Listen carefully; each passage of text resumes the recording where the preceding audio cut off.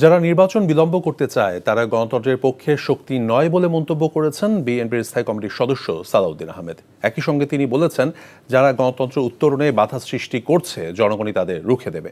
BNP chairperson ও সাবেক প্রধানমন্ত্রী বেগম খালেদা জিয়ার ৮০তম জন্মবার্ষিকী উপলক্ষে দলটির কেন্দ্রীয় কার্যালয়ে যুবদল আয়োজিত অনুষ্ঠানে এসব কথা বলেন তিনি। পুরো জাতি এখন নির্বাচন এবং গণতন্ত্রের জন্য অপেক্ষমান উল্লেখ করে ফ্যাসিবাদ বিরোধী সকল শক্তিকে জাতীয় ঐক্যে পরিণত করার আহ্বান জানান তিনি। আগামীতে সুষ্ঠু নির্বাচনের জন্য গণতান্ত্রিক রাজনৈতিক দলগুলোকে ঐক্যবদ্ধ হওয়ার তাগিদ দেন সালাউদ্দিন আহমেদ। পরে খালেদা জিয়ার সুস্থতা এবং দীর্ঘায়ু কামনা করে দোয়া মাহফিল অনুষ্ঠিত হয়।